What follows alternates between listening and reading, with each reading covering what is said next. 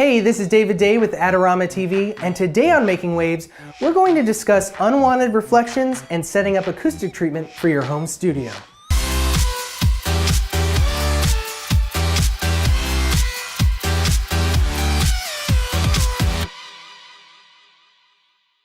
So, you've recorded your band and you start mixing the first song. But when you play back the mix, it doesn't sound quite right. You fiddle with settings in the mix, thinking it might be that, but it's to no avail. You might think to blame your studio monitors themselves or the microphone you use to record, but oftentimes in a home recording studio, that's not the real issue you're dealing with. In many cases, the culprit is sound reflections. This is when sound travels and bounces off a surface, ultimately affecting the way you hear it. If you're like most home recording artists, you're probably working in less than ideal conditions.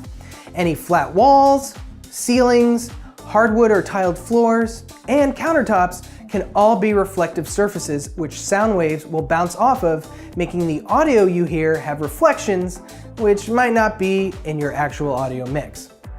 Also, if you're recording in any square or rectangular room with parallel walls, like the rooms in most people's houses, your playback is at the risk of comb filtering. That's when two or more sound waves reflect off of a surface and crash into each other, causing a delay. While that may sound like a cool idea fit for a rock star, it actually affects the way you hear the audio, as the sound waves wind up hitting your ears at different times. Also, if the audio waves hit each other at the wrong time, they can interfere with one another and cancel each other out.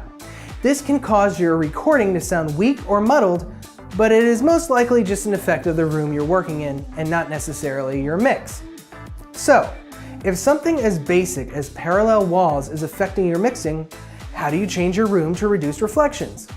No one expects you to remodel your house to mix audio, although as you take mixing more seriously, the thought may cross your mind, much to your spouse's dismay. I speak from experience. Instead, the much easier solution is acoustic treatment. To start, there are two types of acoustic treatment to consider when thinking about your space: absorption and diffusion.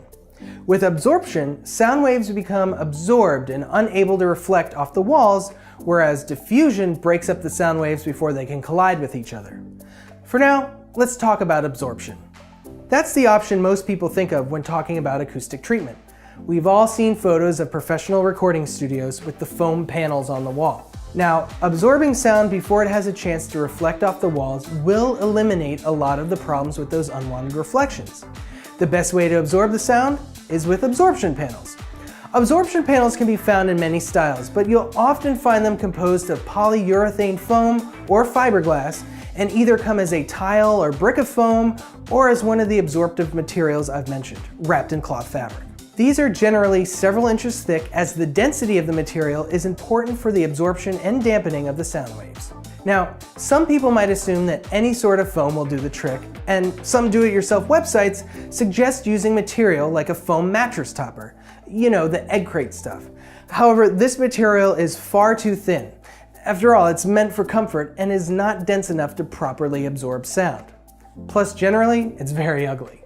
When placing proper absorption panels around your home studio, generally you'll want to situate them at ear level on each wall of the room. These are your early reflection points. Because the monitors should be pointed at your ears to allow you to hear the best audio mix, the sound waves, especially the high frequency audio waves, will travel out in that direction to your walls and reflect back to your ears, causing you to hear the sound waves more than once. By placing absorption panels in these locations, you stop that reflection from happening, as the sound that reaches those walls will be absorbed, which helps you to only hear the audio signal as it is coming out of your monitors. A good way to judge the exact right spot for those absorption panels is with a help from a friend. In your home studio, sit in your chair and have the monitors facing your ears. Have a friend stand against one wall with a mirror and move back and forth along it. Now turn your head or your body towards your friend and follow the mirror. Most likely, if you can see the face of the monitor in the mirror's reflection, you're going to get an audio reflection in that spot. So put some absorption paneling there. Other good places to put absorption panels are the wall directly behind you, your ceiling right above your seat, and right behind the monitors themselves. Also, having a carpeted floor or placing a throw rug on the floor can help dampen some of those sound waves. Now, you may be asking, why not use absorption panels over the whole room just to be safe? While that may sound like a good idea in theory, that will actually dull the natural acoustics of the room and leave your audio sounding bland. Some say covering about 50% of the walls should do the trick. However, in most home recording studios, 30 to 40% should work just fine. The goal for a home recording studio isn't necessarily a perfect setup. It's just improving it as much as you can. Something is better than nothing. However, if your budget does allow for 50% coverage, go for it. You deserve it. While the absorption panels will help with those mid and high frequency early reflections, low-end frequencies, like from a bass, can cause their own issues. Luckily, there is a solution to that as well. Bass traps. These are generally blocks of foam molded to fit in the corners of a room. They stop low-end frequencies from reflecting in those corner areas where they tend to bunch up. Without bass traps, there's a high chance of noise cancellation, which could make it sound like you are lacking that low-end power. Conversely, depending on how close you and your monitors are to the corners of your room, it could have the opposite effect and sound like you have more bass than you actually do. The other, less common option for reducing reflections throughout a home studio is diffusion. Diffusers are mathematically uneven and irregularly shaped surfaces or cabinets with varying depths that allow the audio waves to bounce around and break up without colliding or interfering with each other.